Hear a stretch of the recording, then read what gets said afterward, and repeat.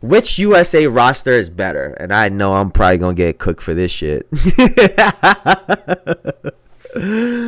But I really like the composition of the women's USA roster.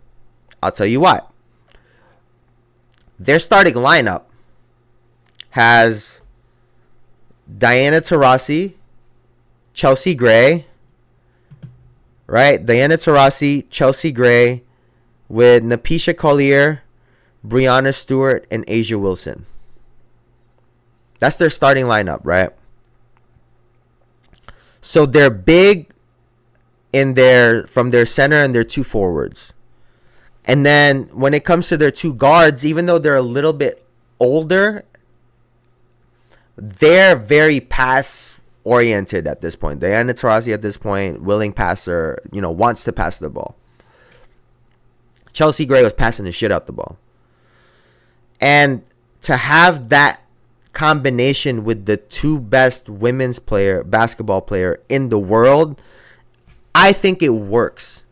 Because they get to shoot their shots without having to look over their shoulder, right?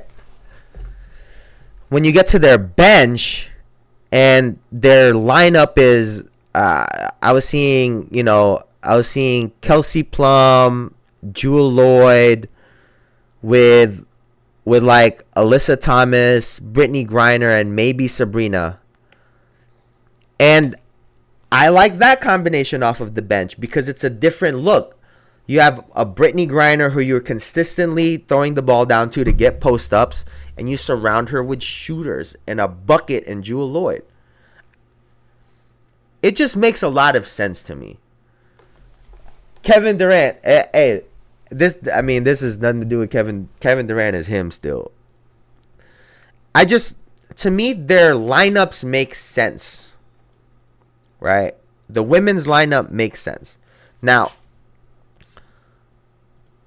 we look on the other side.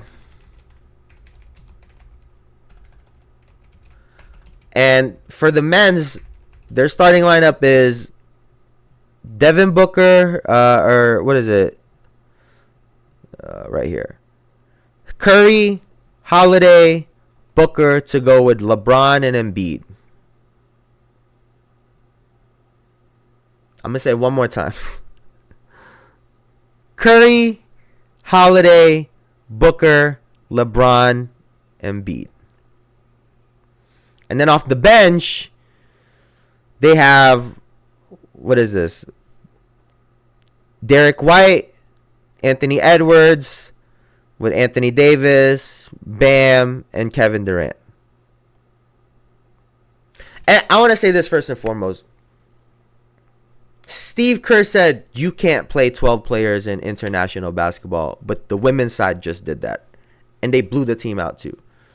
So, I don't know what the fuck Steve Kerr is talking about, especially when, for the most part, we don't see DNPs in the Olympics. I mean, maybe I'm misremembering stuff, but whatever, right? Whatever, Steve Kerr.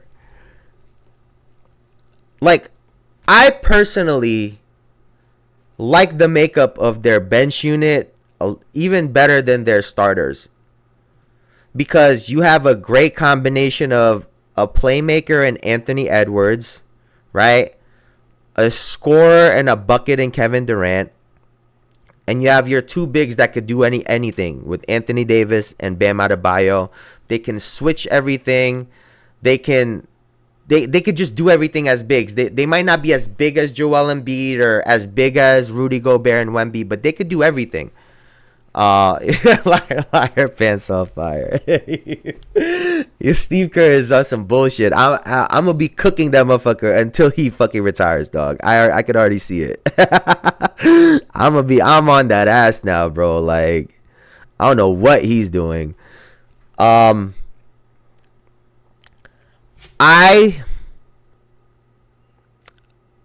gotta say, bro, I think I like the lineups of the women's USA roster a little bit better. Sorry. Sorry. And everybody always wants to talk about the men's side, but what are they going for? Their 8th consecutive Olympic gold medal?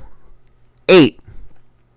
So clearly, the women's side of Team USA has been doing something right compared to the men's side.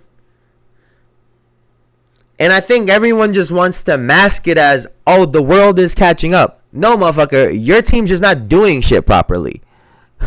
like we're not gonna forget about 2004 where they got motherfucking Stephon Marbury out there. Like, bro, what are we doing? What the fuck are we doing? And it gets to a point for me where I do think we gotta start calling these guys out. Grant Hill called, I don't know if you guys saw that, Grant Hill called Jaylen Brown a conspiracy theorist. There is something going on in the hierarchy of Team USA, not the players, where there's a disconnect, whether it's because they have their own agenda, they have to appease to a certain boss above them or whatnot. There is a disconnect between the men's side and the women's side. The women's side clearly know what they're doing. They've not only got the best players in there, excuse me,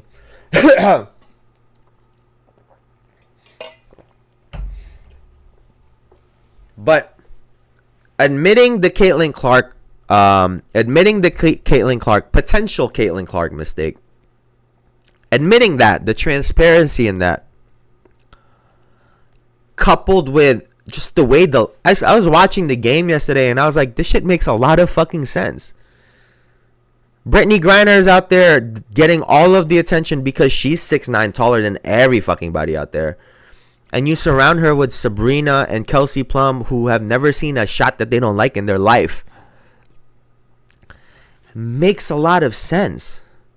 You have a slower Diana Taurasi and a Chelsea Gray because Asia Wilson and Brianna Stewart are both very mobile bigs.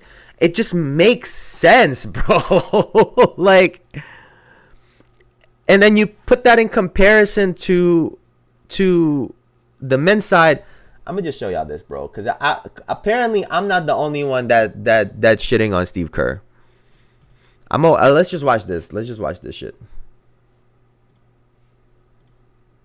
Up James Wiseman. If you can't run a pick and roll and go catch a lob, which James Wiseman could do more than that, he don't know what to do with you. Kuminga, he don't know what to do with you. Kuminga had to go to the media to say, yo, I don't like this role, for them to go, okay, we want to play you now. Steve Kerr is still running the same plays for the last decade. Klay Thompson might not even be washed. We just know exactly where he's going every single time. Steve Kerr is the problem. He only picks guards. He don't pick nobody over 6'3". He has Gary Payton Jr., who's a 1. He's 6'2". He's playing the 4. He starts at the 4. That's why he's hurt every time, because he got to jump and get sevens with him. Steve Kerr messed up James Wiseman. If you can't run a pick and so,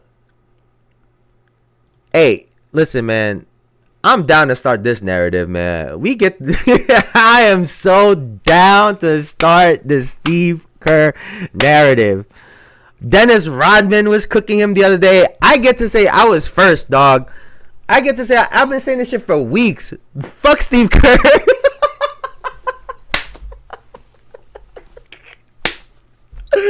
I just think this is funny, man. I just think it's funny because they could very well win gold, and I don't give a fuck. He can still be trash to me.